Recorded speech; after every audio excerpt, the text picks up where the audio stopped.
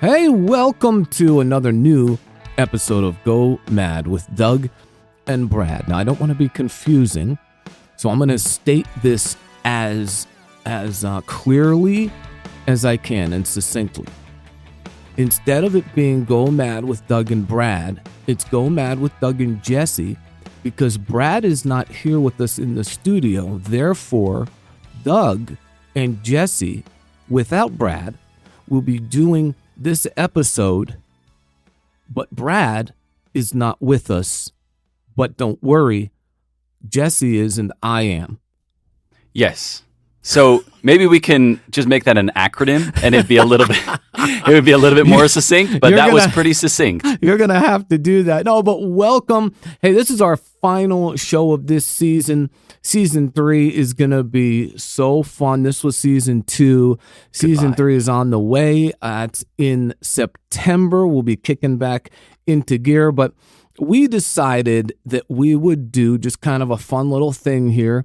Pick some of our favorite moments from season 2. Every time I've heard a show was doing a clip show, right, a highlight show, you go, man, that is pretty lame. Somebody's not around. They don't feel like doing a whole show.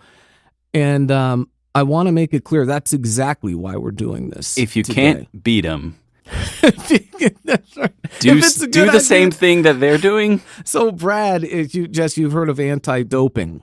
That's like in baseball when you can't take steroids. Oh, sports. Sports. Yes, good. I'm glad we're on the same page. So you can't take steroids. If you take steroids, you get slapped with a suspension for anti-doping. Okay. Brad is suspended for anti-donuting. Oh. But however, he's not anti. He's very pro that. But he's had way too many. So no. So what's the limit then? What do you got to hit? We need to decide. This is the next podcast, because I feel like I'm right there. Many? I don't know. I'm gonna cross over it right as soon as the season ends. Right after this episode. The Rubicon of donuts. So Brad is actually out with On Eagle's Wings right now. I'm having an amazing time. God is doing great things. And he wanted to say hey to everybody. But without any further ado, boy, how's this for a segue? We're going to get into one of our favorite shows of the season here. Speaking of donuts, God and the Dad Bod. Yeah. Let's check out one of our favorite moments from season 2. Jesse, what is a Dad Bod? Yes. Dad Bod definition from Urban Dictionary. Ooh, from the internet, so it's official. Very reputable. Okay. Very official. Dad bod is a male body type that is best described as softly round. Softly round. I just spit out my munchkin. It's built upon theory. All right. Check one. It's built upon the theory that once a man has found a mate and fathered a child, he doesn't need to worry about maintaining a sculpted physique. Now, wait a minute. Isn't like the mom, it's the mom that's eating for two? Why does the dad get an excuse? I just can't get past softly round, and I also can't get past the point of thinking, so since I had not found a mate or fathered a child before I had a dad bod, what was it called? I don't want to hear answers to that. I don't want to hear. So you may just have a little bit of the dad bod thing. You may be graduating into bad bod and everything in between. We're going to talk about all of it. I found a great quote about dad bods. This is a little less official. But this says, if human bodies were cuts of meat, the dad bod would skew more marbled ribeye than filet mignon. Or if human bodies were sea mammals, dad bod would be more like a grazing manatee than a speedy dolphin. Grazing manatee. The dad bod is more mudslide than mountain, more soft serve than sorbet, more sad trombone than clarinet. The dad bod is built for comfort. Think Chris Pratt from before he was on Guardians of the Galaxy. He was the guy on Parks and Rec. So, you might need to pause for a moment and just process all of what just happened here. Oh man, that one was a lot of fun to do. Lots of experience with the dad bod.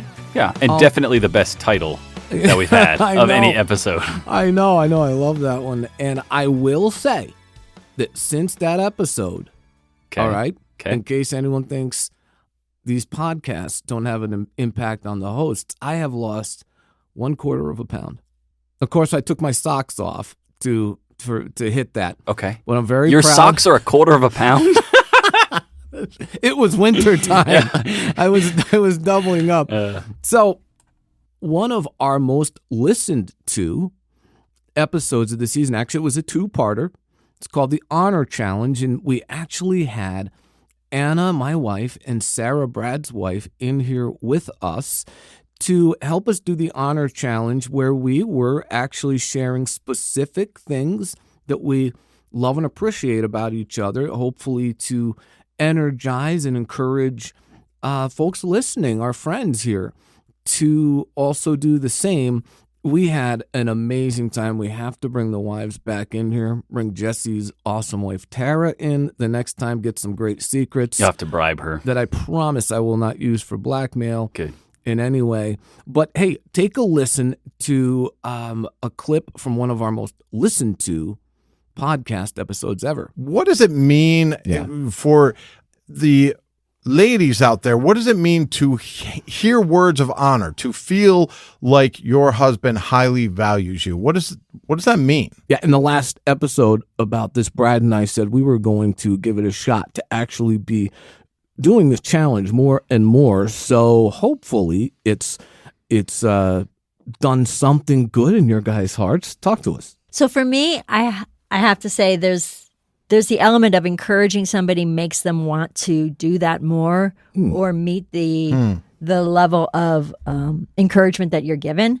But personally, for me, even more than that is it makes me feel seen. It's easy as a mom, as a wife. There's so many things that we do that are behind the scenes, whether it's laundry or cooking or just washing the dishes at the end of the day when you're tired, and you just start to feel invisible sometimes. And so when you say to me, I really appreciate that meal, or thanks for doing the dishes tonight, it makes it feel like it matters, like you matter and what you do matters. Okay, so then to interject there, we've been talking about, Sarah, you and I have heard it repeatedly in some of these classes we've been part of and everything this year with teaching some of these young native leaders as part of the On Eagles Wings Leadership Center here.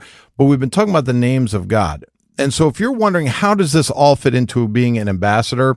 One of the names of God is El Roy, the God who sees. And so when you are helping your wife, your husband, feel like they are seen, you are being Christ's ambassador because you're being the hands and feet of Jesus and helping them know that you see them, but more importantly, that God sees who they are, and you see that as well. And that is one of the biggest things in marriage, is to reflect God to each other. We want to reflect God to the world as ambassadors, but we want to start in our home, reflecting who God is, the essence of God to each other. It's good. I think just also feeling like we're a team.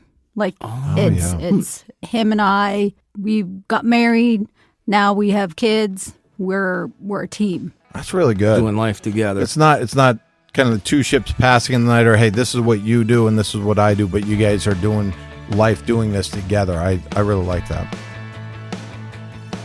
So an interesting effect about that episode was I felt like having y'all's wives in the studio, maybe you guys were really more intent on carefully choosing your words before you spoke them. We're a little more well-behaved than usual. I think Maybe we should bring them in each Yes, I think it was a episode. good effect. We could have a live studio audience and it would be beneficial, I feel. That is, well, all we have to do is find enough people that would care about listening to us. Well, that's it. We're putting the call out.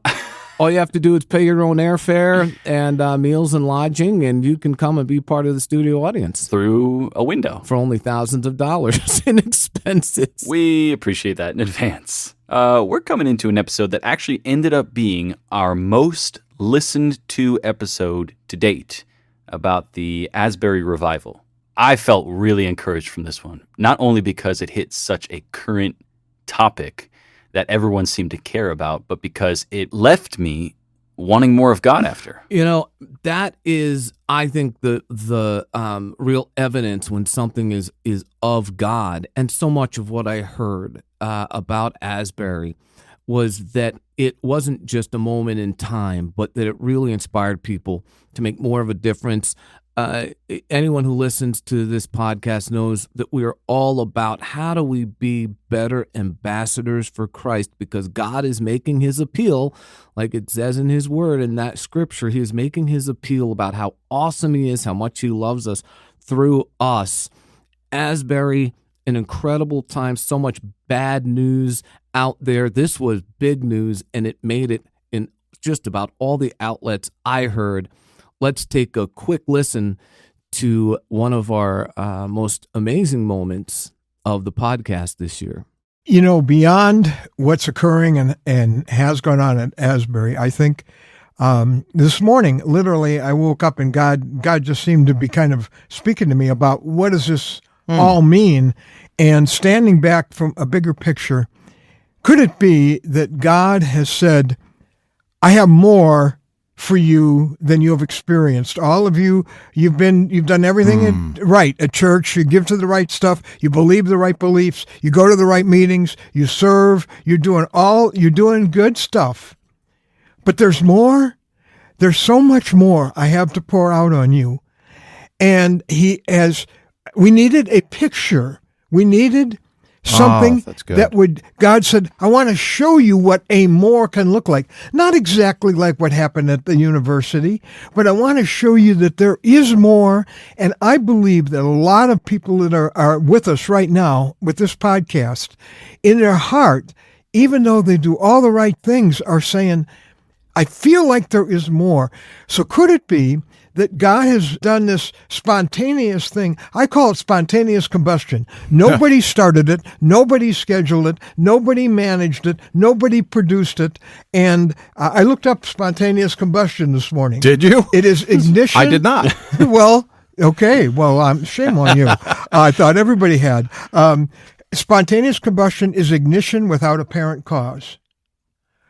That's exactly what has. That has what. And by the way, it is spreading to church youth groups, to other universities, other colleges are reporting on similar kinds of spontaneous things going on, things igniting spiritually without an apparent human cause.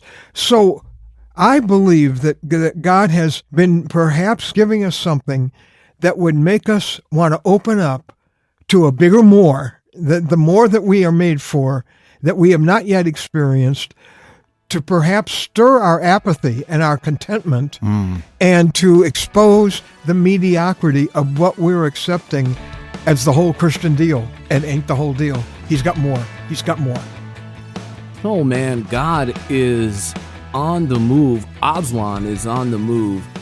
Asbury is just the beginning. God is doing amazing things. We're watching him do incredible things in and through Native America and Native Americans. Brad is out and Ron is out with the On Eagles Wings team right now, seeing God in action, movements of God happening everywhere, all through this planet. Let's all pray to be a part of those. Yeah. Speaking about a movement of God, I think that's movieguide.org. Ted Baer has really created something special with this ministry, with this website. Jesse and I were literally, just as we were sitting down to record, talking about which movies we're interested in going to see. And it has become a complete instinct, my first instinct, when I'm like, that sounds interesting. We were talking about Indiana Jones. We were talking about Mission Impossible and the Oppenheimer movie and everything, is I go to movieguide.org and I go, well, it's great for kids, but hey, grown-ups, it's a great idea to know what we're about to put in our heart, because guard your heart above all else, for it's the wellspring of life.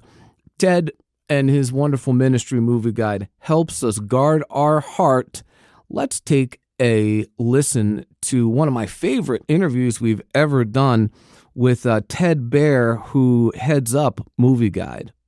So, Ted, I'm 12 years old, and I don't think I've ever wanted to see a movie more in my life. Rambo. Rambo comes out.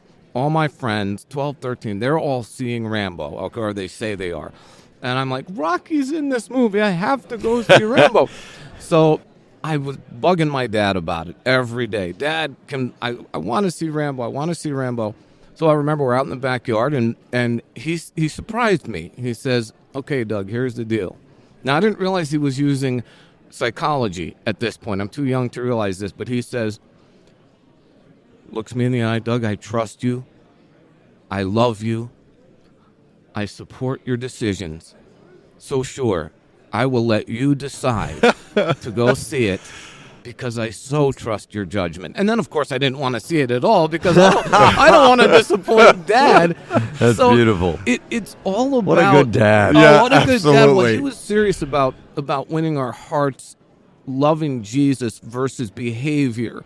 Because, I mean, when you're 2 years old, you have to try to control your kids' behavior. But at some point, before they're 18, before they move out of the house, if there's not a transfer from behavior to, I just love God and I'm winning a heart. I bring that up because I'm curious if there's a personal grid that you have to determine what you're going to watch, listen to, because, you know, the rating system, anyone who trusts the rating system is in trouble. I mean, you go and, it's PG and The rating system was an evil ploy. Before the rating system, when the churches were involved through the Protestant Film Office and the Jewish Defense League and the Catholic Legion of Decency, you know, which have been all mocked in time, but they kept movies clean from 1933 to 1966.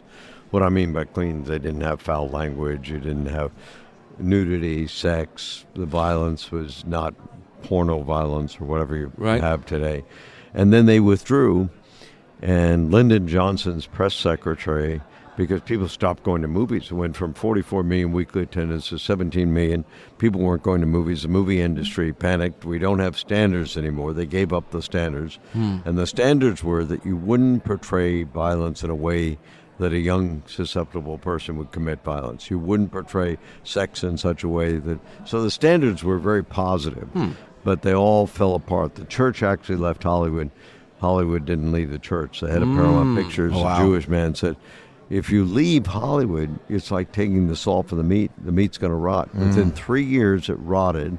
Wow. And this guy, Lyndon Johnson's corrupt press secretary, came up with a rating system. But the rating system, think about it.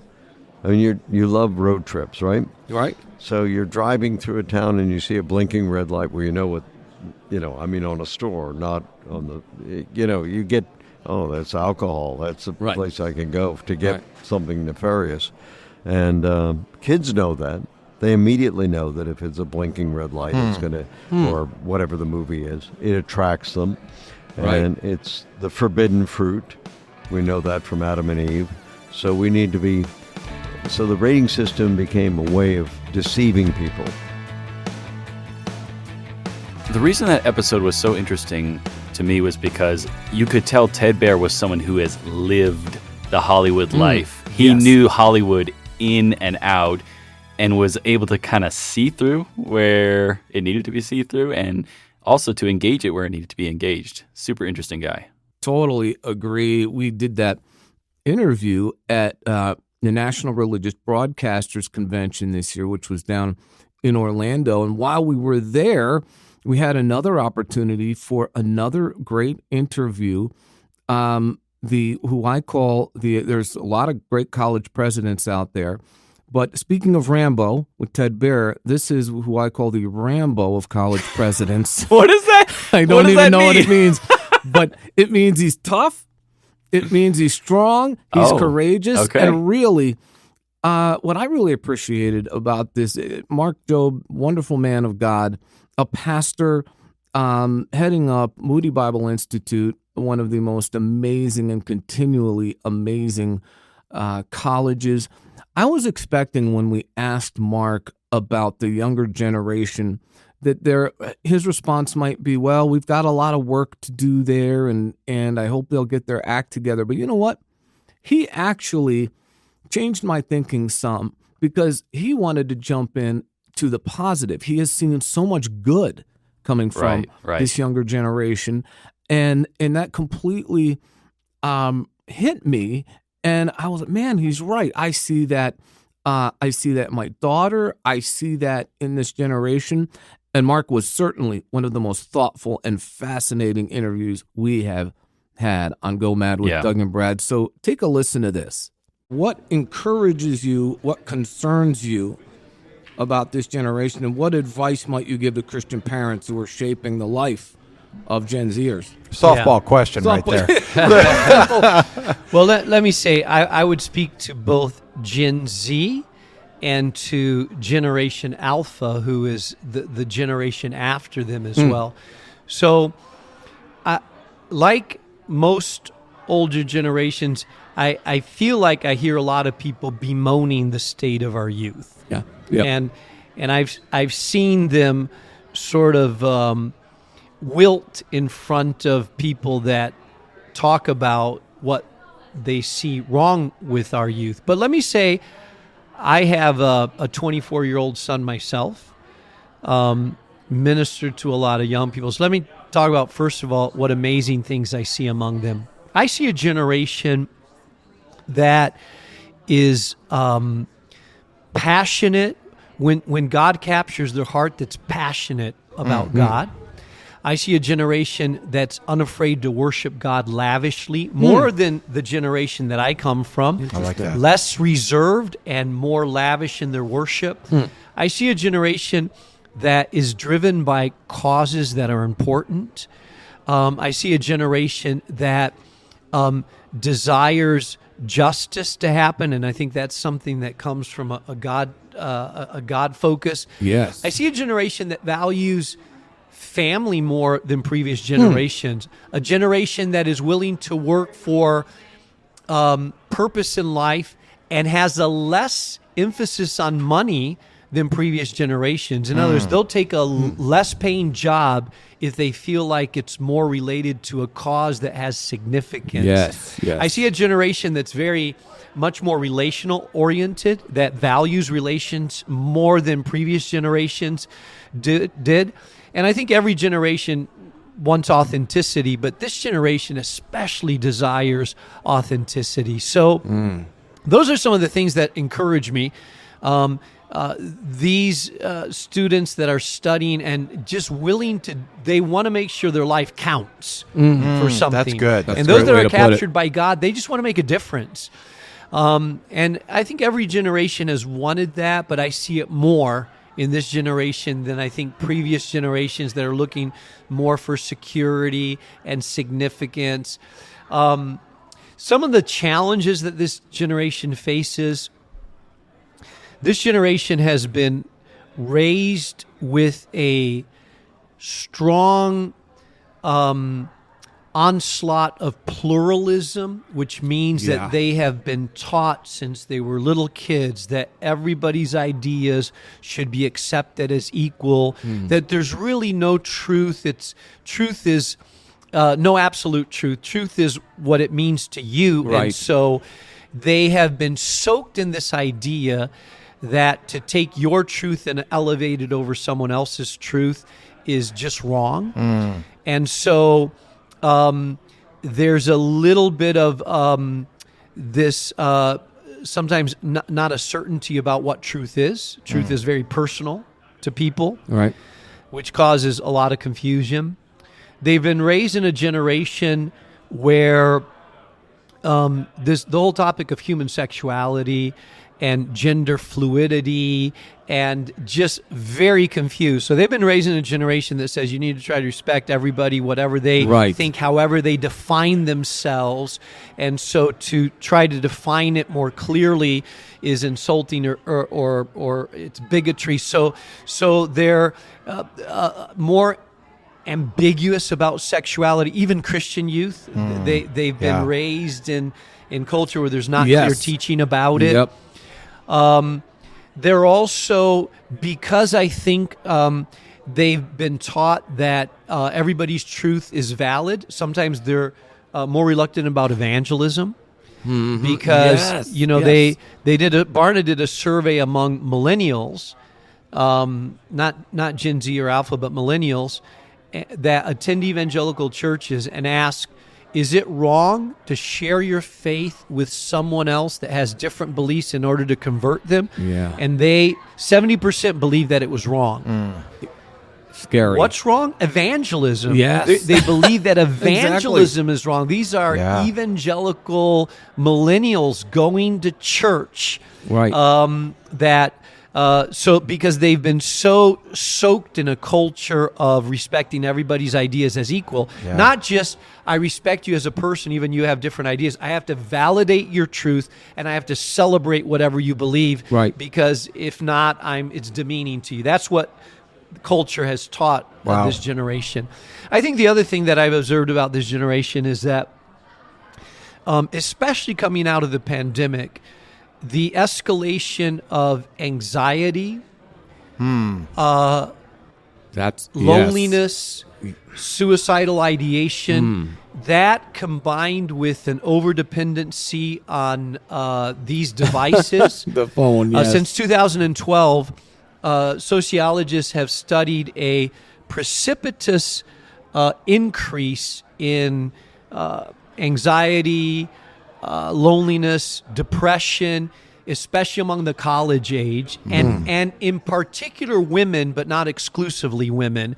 And the only difference that they can tell is that 2012 is around when these smartphones became common to everybody. And so we are hyper-connected, but very disconnected. Yes. And so that has some effects on people's emotional well-being as well. So those are some of the challenges that this generation is facing, as well as some of the beauty that this generation has as well. See, like I said, fascinating stuff. Jesse, that has to encourage you to know that there are these kind of, you got 3 young children. Yeah. That's got to encourage you that there are still these kinds of amazing colleges and places of learning for young people. Yeah. And Mark Jobe, I felt, was extremely real in his understanding of the next generation, but also extremely positive and extremely encouraging.